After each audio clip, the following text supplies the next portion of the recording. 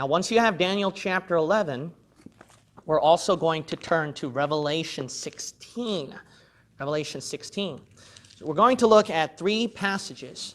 Tonight, I would ask for you to turn to three passages. Daniel chapter 11, Revelation chapter 16, and Revelation chapter 9. So you got to understand this. What I believe is that the Antichrist, he's going to have his New World Order system. But I mentioned this in several of my teachings as well. He has a New World Order system, and then there's also going to be another group, is going to be what I call it rogue nations. Rogue nations. So these rogue nations, they're going to consist of two groups. They're going to consist of communists. Hence, you have Russia and its allies, I would say. Russia and its allies. I know Russia is not considered to be a communist country today, technically, but to be quite honest, a lot of its system is still very similar, and they are very sympathetic toward this party and toward this group. So it doesn't change that fact. Not only that, Muslim nations. Muslim nations. So here is where we see Gog and Magog at Ezekiel 38. These are Gog and Magog. These will have a separate role that God's going to use them for, or the devil. But the Antichrist, he will have his New World Order system. This is where you have your United Nations. The Antichrist will rule over this. In this, he will proclaim peace. Over here, you see natural catastrophe and chaos. You see the white horse of Revelation 6 right here. And then you see the red horse of Revelation 6 right here. Now let's talk about China's role at the end times. This will be very interesting. What will the Antichrist do with China, and as well as Russia and their allies and the Muslim nations? What's going to happen? Start off with Revelation chapter 16. First of all, they're going to play a role in Armageddon. Armageddon. Look at Revelation chapter 16 and verse 12. And the sixth angel poured out his vial upon the great river. Where is the location? Euphrates. Okay, it's going to be very important to understand this location. So the Euphrates River, God's going to mention this location several times. And then he's going to mention one location. Now, what is this usually called, the Antichrist sort of nation? Where we get our modern, updated technology and civilization. It's called what? Western, right? You always hear that term, Western civilization. Western, Western. This one will be East. And the Bible talks quite several times about this East right here. So what is the East role? There's going to be the kings of the East. They're going to come from the east of Euphrates. What's at the east of Euphrates? There's a whole bunch of nations. And the bigger ones are obviously Russia and China, the bigger nations toward the east. Now let's keep reading right here. Revelation chapter 16 and then verse 12 again. And the water thereof was dried up, that the way of the who? Kings of the east might be prepared. So what God is going to do is that God is going to dry up the Euphrates River at the end times. And as he dries this Euphrates River up, these people up in Russia, China, and other eastern nations, they're going to come down through Armageddon.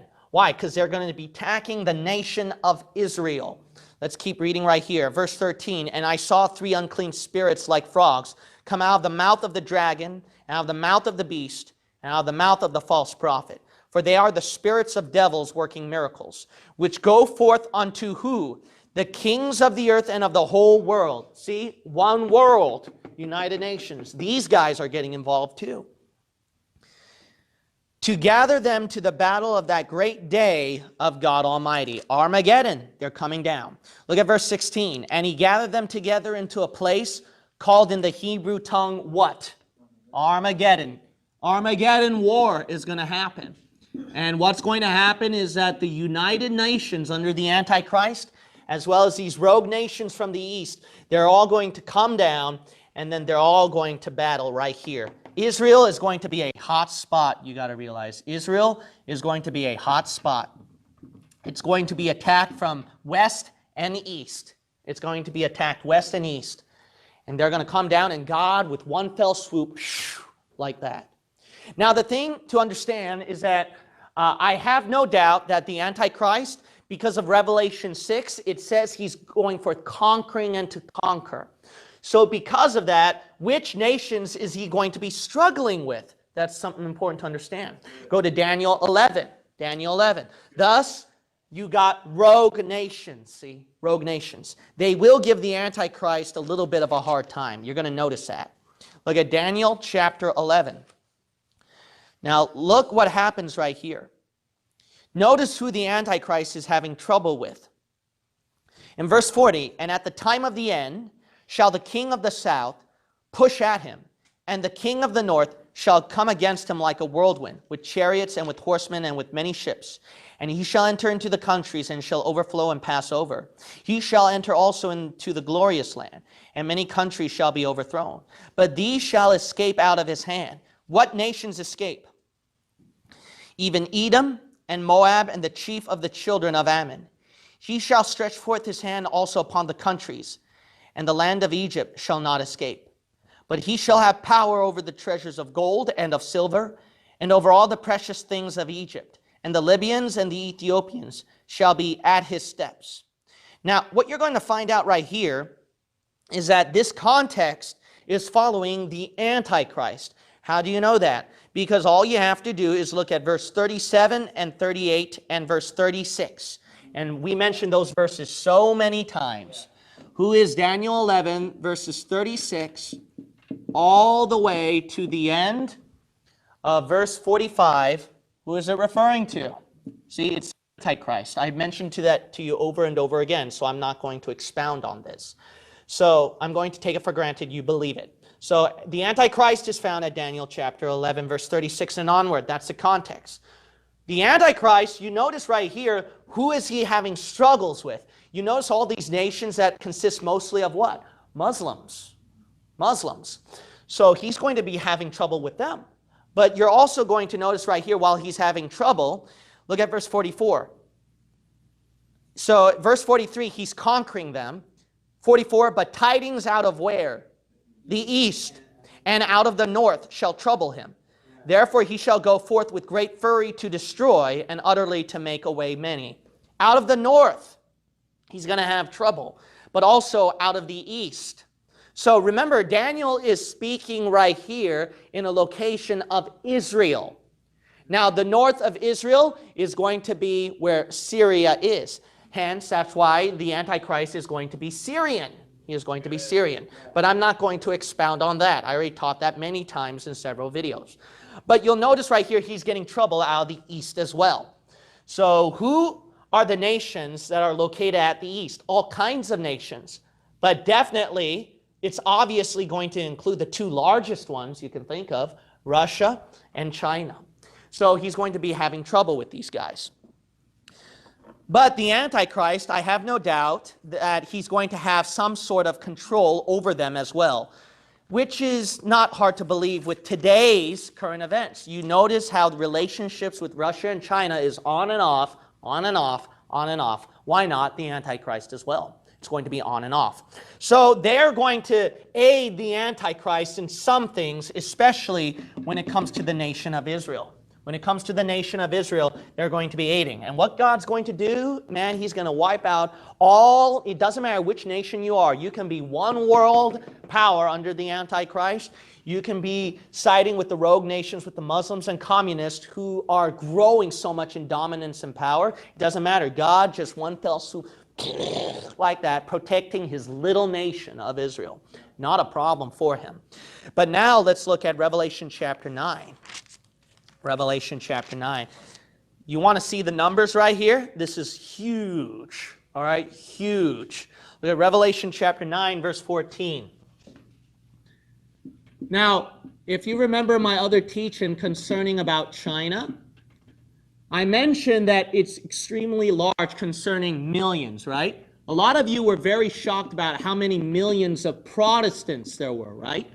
That's not hard to believe because you got to realize how literally humongous China is with its millions. Yeah. So because there are millions, sure, millions of Protestants, but there are millions more who are of this communism and of other different religions. So it's not a problem.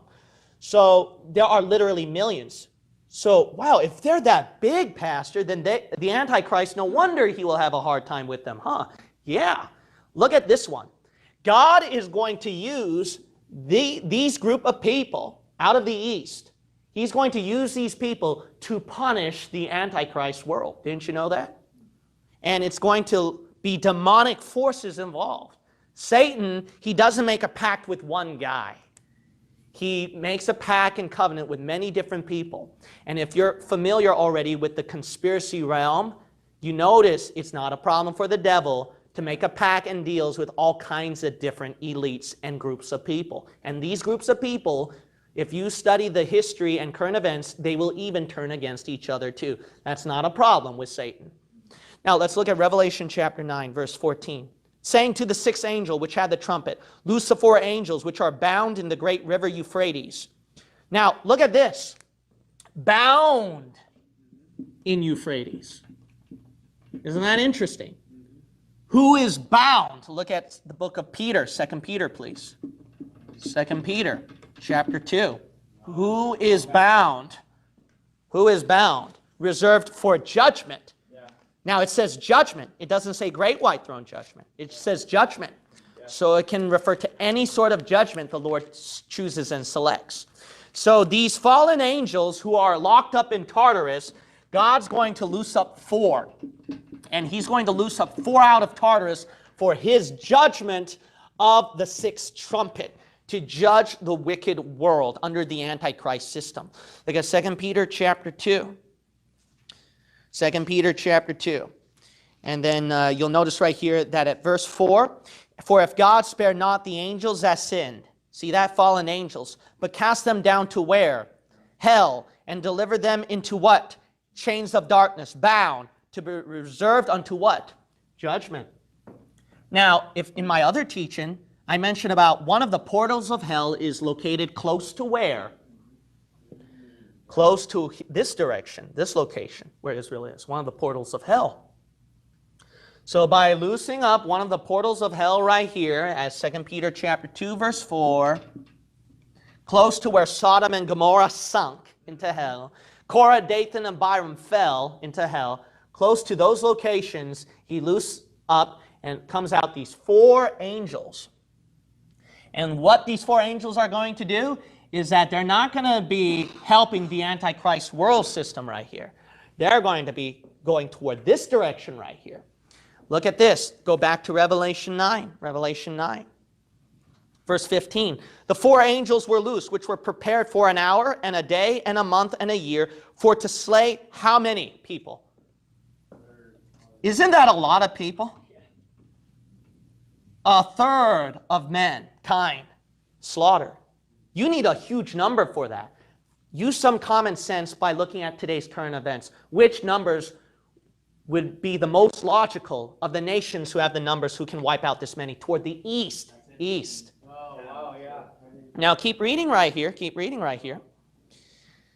And the number of the army of the horsemen were what? 200,000. Do you know what that is?